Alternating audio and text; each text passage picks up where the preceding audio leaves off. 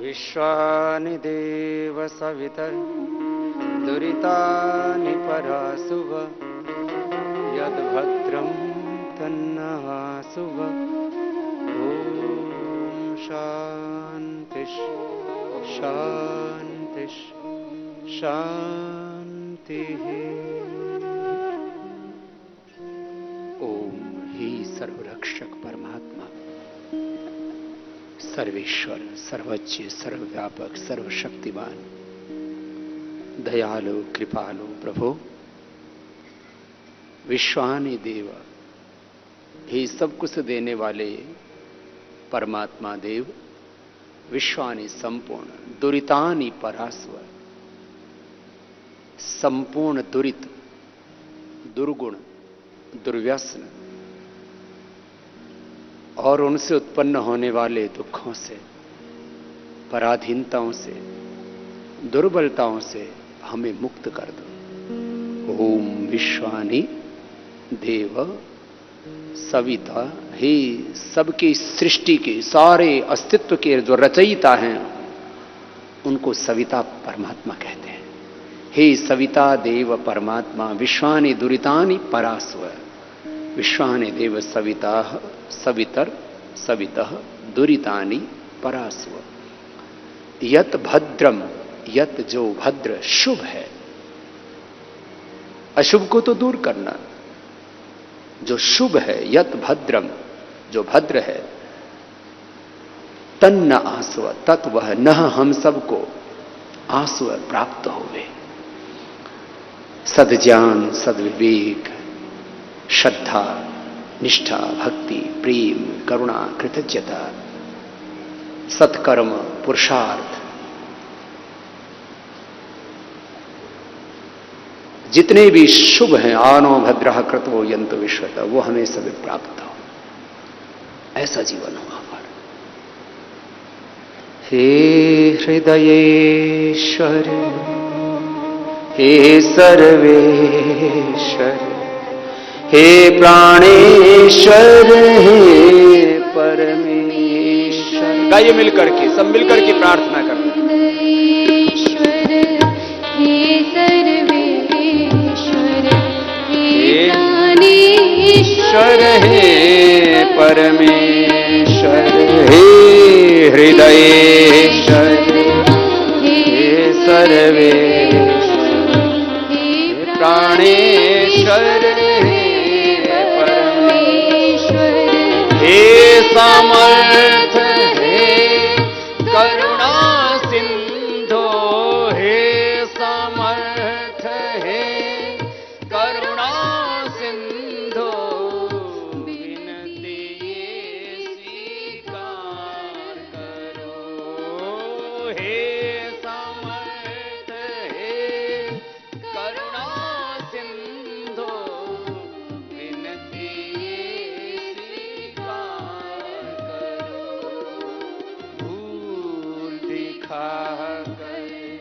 उसे मिटा कर, भूल दिखा कर, उसे मिटा कर अपना प्रेम प्रदान करो।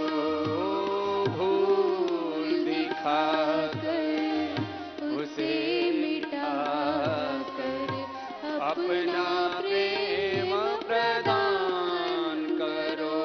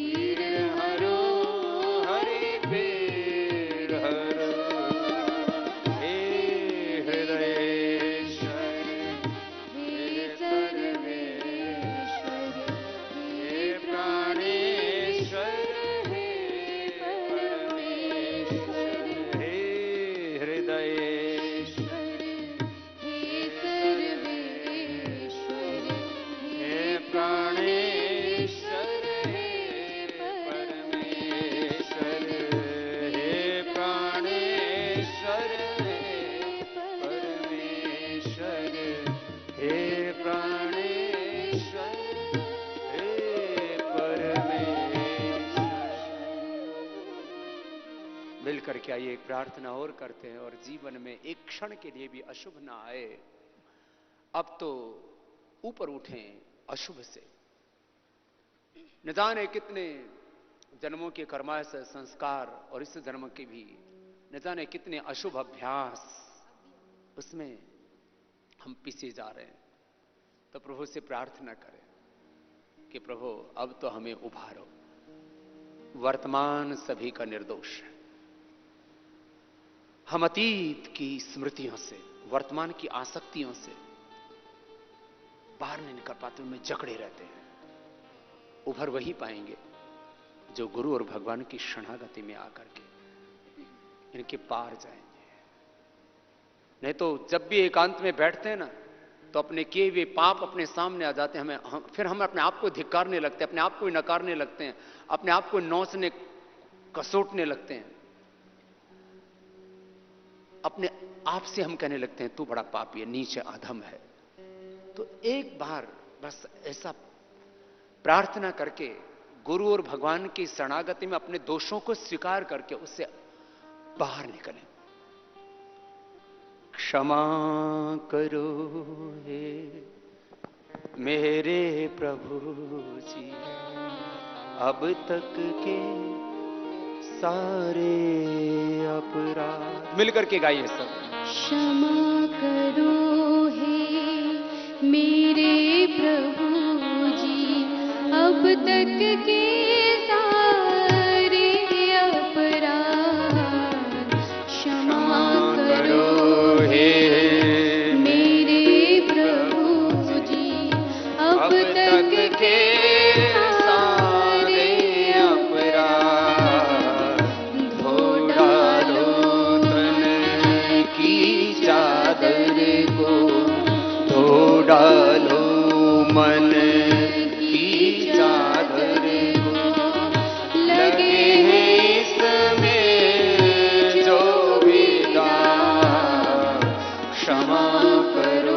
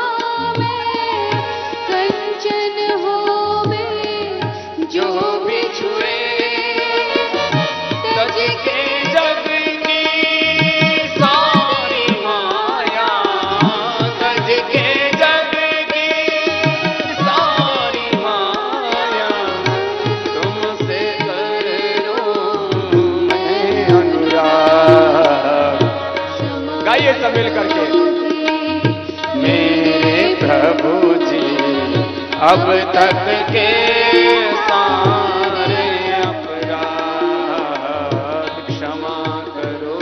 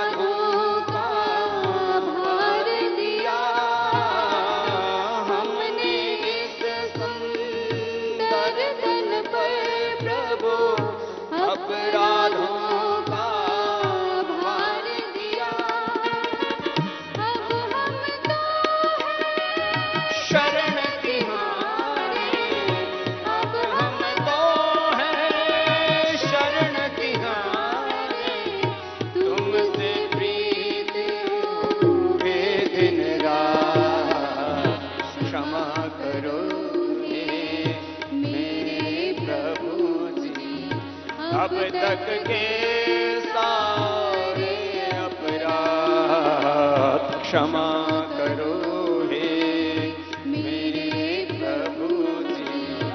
अब तक के सारे अपराध धो डालो तन की चादर को, धो डालो मन की चादर। लगे हैं इसमें जो विदा, क्षमा करो हे मेरे प्रभु जी। अब तक के सारे अपराध क्षमा, सारे अपराध अब तक के बोली सच्चिदानंद भगवान की। गुरु और भगवान की शरणागति में आकर के ना एक बार अपने आप को ऐसे सौंप देना चाहिए जैसे हम मृत्यु के देवता यम को अपने आप को सौंपते हैं। गुरु की शरणागति जीते हुए मृत्यु का वर्ण करना है। इसलिए यमाचार्य के पास में नचिकेता गए तो उन्होंने मृत्यु का वर्ण किया, और जो मृत्यु का वर्ण कर लेता है ना उसी को नया जीवन मिलता है। एक जन्म होता है मां की कोख से, इसको भौतिक जन्म कहते हैं। मां की कोख से जो जन्म होता है इसको क्या कहते हैं बोलो? भौतिक जन्म।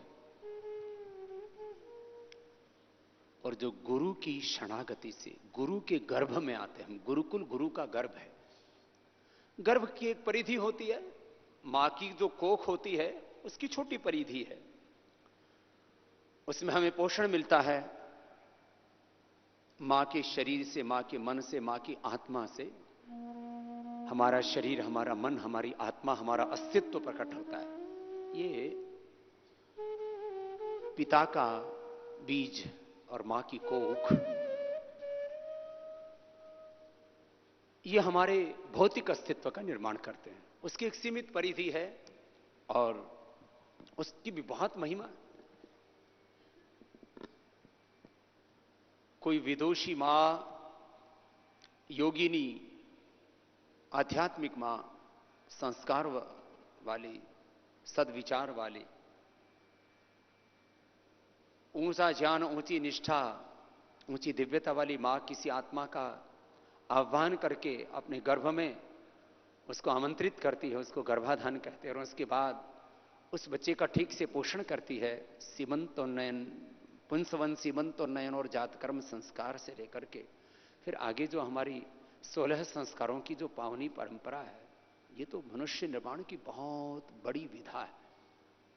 कई बार मैंने इस संदर्भ में कहा कि हमने पेड़ पौधों की बड़ी अच्छी अच्छी नस्लें तैयार कर रही हैं। अभी भी मैं पीछे लखनऊ गया तो एक भाई बोला, बाबा जी मैंने करीब 250 या पता नहीं 500 किस्म की मैंने एक ही पेड़ के ऊपर आम तैयार कर दिए। मैं चाहता हूं ऐसा पेड़ पतंजलि में भी लगाऊं कि एक ही पेड़ के ऊपर 250-500 प्रकार के फल लगे और आपके सब शिष्य आकर के उसको खाएं। अच्छी बात है। देखो पेड़ों के अंदर कितने बढ़िया बढ़िया किस्में बना दी हैं। आम से लेकर के, अंगूर से लेकर के, लीची से लेकर के, केले से लेकर के, पपीते से लेकर के, हर प्रकार के फलों में, हर प्रकार की शाक सब्जियों में, हर प्रकार के अन्नों में, टिश्यू कल्चर से लेकर के फिर उनको हाइब्रिड बनाने से लेकर के जो भी प्रयास चल रहे हैं। आदमी बढ़ गए तो प्रोडक्टिविटी, प्रोडक्शन भी बढ़ाना पड़ेगा। अब देसी बीजों का अलग महत्व है और कुछ चीजों की प्रोडक्टिविटी बढ़ जाए वो अलग विषय है। वैसे उसमें जो यूरिया डीएपी ना डाला जाए, ऊपर से केमिकल्स ना डाले जाए, इसके ऊपर तो पूरे विश्व में सहमति बन रही है। शायद ये भी ऐसा वक्त आएगा आने वाले 20-25 सालों में जब पूरी दुनिया इन केमिकल से खुद ही तौबा कर लेगी, क्योंकि ये सारे विनाशकारी है। ये सही अच्छी बात है। गधों की बहुत अच्छी अच्छी नस्लें बन गई हैं, घोड़ों की बहुत अच्छी अच्छी नस्लें बन गई। जो घरों में पालते हैं ना बिल्लियां, कुत्ते, कुत्तों की इतनी अच्छी अच्छी नस्लें हैं, बड़े हृष्ट पुष्ट और बड़े लंबे जीते हैं। गायों की बहुत अच्छी अच्छी नस्लें बना ली गई हैं। विदेशी नस्लों पर ज्यादा शोध हुआ, वैसे देसी नस्ल पर भी ब्राजील में हुआ। 50-60 किलो दूध देती है हमारी देसी नस्ल की भी गाय।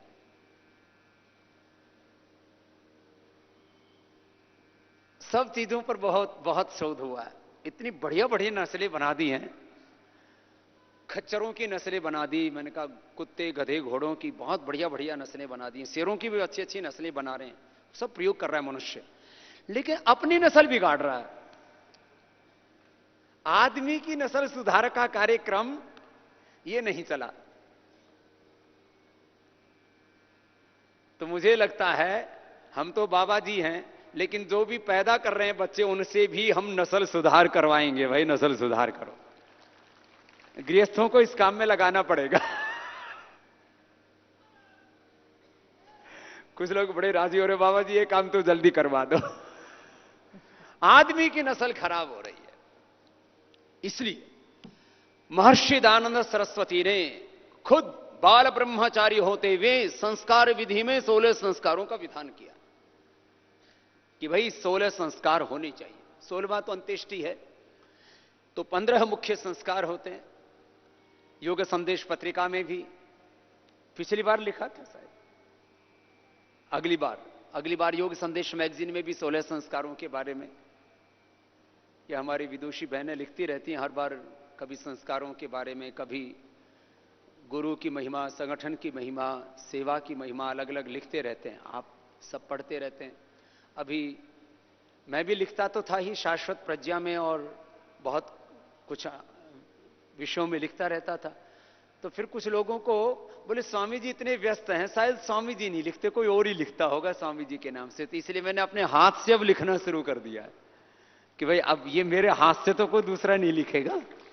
तो खैर आप लोगों को ज्ञान प्रसाद मिलता रहता है। तो ये जो योग है ना, ये आदमी की नस्ल सुधारने का काम है। जेनेटिक डिजीज साहब, इतनी बीमारियां हो रही हैं, जन्म से कैंसर। छोटे छोटे मासूम बच्चों को मैं तड़पते बिलखते देखता हूं ना, तो कई बार तो मेरी आंखों में आंसू आ जाते। इतनी ज्यादा आंतरिक वेदना होती है, इतनी पीड़ा, इतना दर्द, इतना दुख, और रोंगटे खड़े हो जाते हैं कि आगे होगा क्या। जन्म से ही ब्लड प्रेशर, जन्म से ही शुगर, जन्म से ही हार्ट की प्रॉब्लम, जन्म से कैंसर, जन्म से ही मस्कुलर डिस्ट्रोफी, जन्म से बच्चों का लिवर किडनी खराब, जन्म से हड्डियों की प्रॉब्लम, और फिर मेंटल डिसऑर्डर्स और हैं, ऑटिज्म और पता नहीं कैसी कैसी और दूसरी बीमारियां। ये नस्लें कैसे बचेंगी? योग से पूरा ट्रांसफॉर्मेशन होता है, ये बड़ी बात है। जिनके कुल खानदान में बीमारियां होती है, वैसे तो लोग ऐसे ही बस थोड़ा एक दूसरे को देखते हैं और थोड़ा मन विचार मिले और बोले जी हमारा तो ना अफेयर हो गया।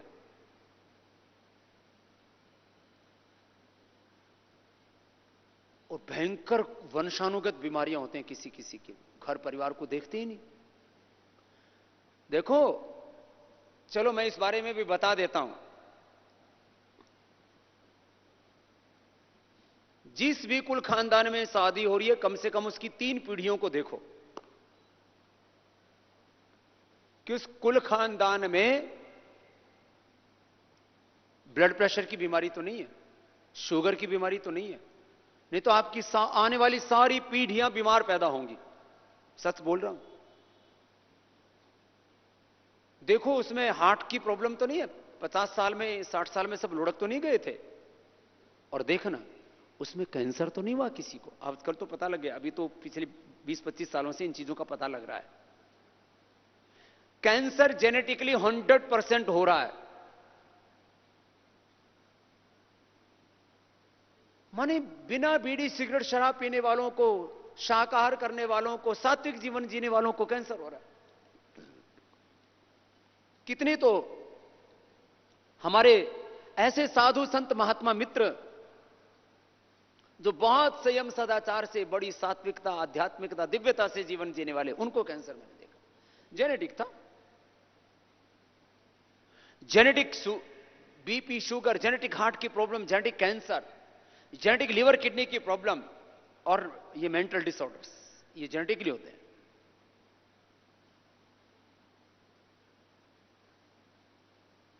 आपने देखा होगा ना, कुछ व्यक्ति बड़े उत्साही होते हैं और कुछ ना बात बात में नेगेटिव नेगेटिव नेगेटिव नेगेटिव सोचते हैं। पॉजिटिव माइंडसेट ही नहीं होता। ये जेनेटिकली होता है। ये माइंडसेट भी जेनेटिकली होता है। सोसाइटियल टेंडेंसी भी जेनेटिकली होती है। कुछ बहुत गुस्सा करने वाले होते हैं, ऐसे कुछ तो ना कैसे प्यार के सागर, कुछ क्रोध के महासमुंदर होते हैं। ये जेनेटिकली होते हैं। हां, ये भाव भी जेनेटिकली आते हैं। जो परिवार बहुत क्रूर रहा हो, हिंसक रहा हो, हत्या, फिरौती, मर्डर करने वाला, उसमें शादियां नहीं करनी चाहिए। तो बोलेंगे बाबा जी फिर ये बीपी शुगर वालों की शादियां कैसे होंगी, इतने बड़े लोग पैदा हो गए, इसलिए तो ब्रह्मचारी बनेंगे। फिर इनको ब्रह्मचारी बनाओ, और शादी करनी है तो कम से कम बीपी शुगर हार्ट की प्रॉब्लम कैंसर, इनको पहले इसको, जैसे आजकल वो क्या करते हैं ना,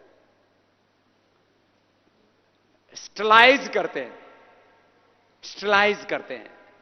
5 स्टार होटलों में जाओ ना, तो तौलिए, कपड़े जितने भी होते हैं वहां जो यूज करते हैं, बेड शीट, चम्मच, प्लेट, उनको स्टलाइज करते हैं। हाँ, तो उसको डाल देते हैं उस मशीन आदि में ना, फिर वो एकदम बैक्टीरिया फ्री हो जाते हैं, उनके सारे जम्स मर जाते हैं। तो ये आदमी को बैक्टीरिया फ्री करना पड़ेगा, वायरस फ्री करना पड़ेगा, डिजीज फ्री करना पड़ेगा।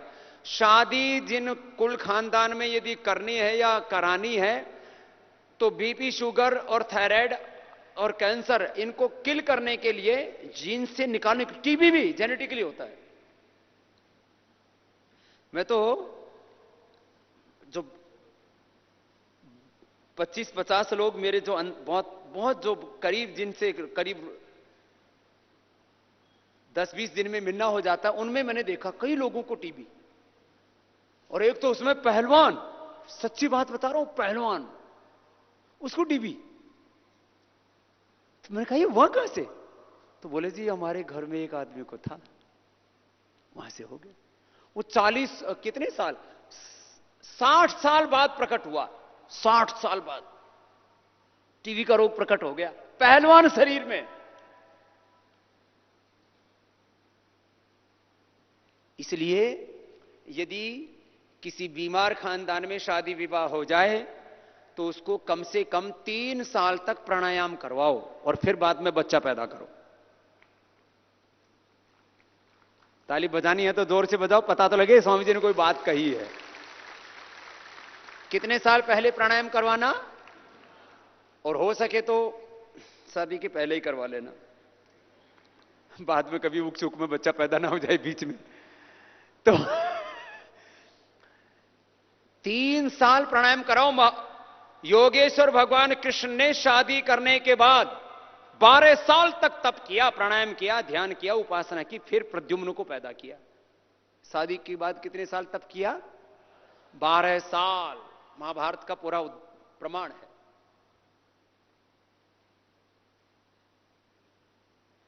रुक्मणी के साथ। अब बहुतों को तो आजकल बच्चों को यही नहीं पता, बोलो भगवान कृष्ण की पत्नी कौन थी? बोले राधा। जिसको बोले राधे राधे, ये राधे राधे वालों से एक बार मैंने कहा देखो भाई, तुमने हमारे भगवान कृष्ण जी के साथ बड़ा अन्याय किया। मैं राजस्थान में गया तो रुक्मणी जी बेचारी तब से रूठी हुई, आज तक मनी नहीं। एक मंदिर बना रखा राजस्थान में, रुक्मणी रूठी हुई। मेन मंदिर में राधा कृष्ण की मूर्ति, और खूंट में बैठा रखी बेचारी घरवाली। बताओ, ये गलत बात है। ऐसे काम नहीं करना चाहिए किसी को भी। ये जितने भी राधे राधे वाले आते हैं ना मेरे पास, मैंने कहा देखो महाराज, आपने हमारे भगवान कृष्ण के साथ बड़ा धोखा किया है। उसकी पत्नी चुरा ली, बताओ। और गजब बात यह है कि भगवान कृष्ण के चरित्र के बारे में सबसे बड़ा प्रमाण क्या है? महाभारत, गीता। उसका एक अंग एक अध्याय है महाभारत का ही, वहां राधा नाम की कोई चर्चा ही नहीं। बताओ, जिसका कोई लेना देना नहीं वो बगल में लाके खड़ी कर दे, कोई मेरे बगल में लाके खड़ी दे तो हमने कैसा लगेगा भाई, बाबा जी ये कहां से आ गई। मेरे से तो पूछ लो, इन बावड़ों से पूछो। चलो ज्यादा नहीं करते, नहीं तो पता नहीं राधे राधे वाले नाराज हो जाएंगे। अब बताओ, बड़ा कसूता कार्यक्रम है ये। सुनो,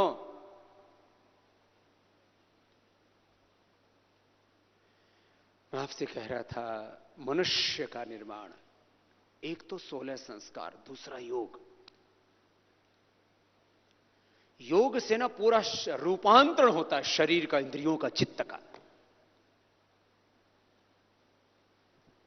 इसलिए मैंने कहा था रोज सुबह उठ करके 1 घंटा योगाभ्यास स्वयं करना है आपको।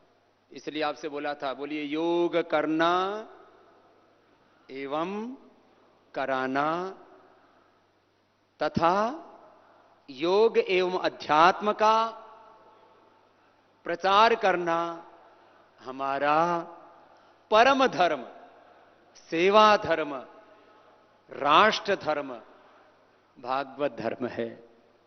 ये इस काम को सर्वोच्च प्राथमिकता दे दी। एक काम होने से सारे काम हो जाएंगे।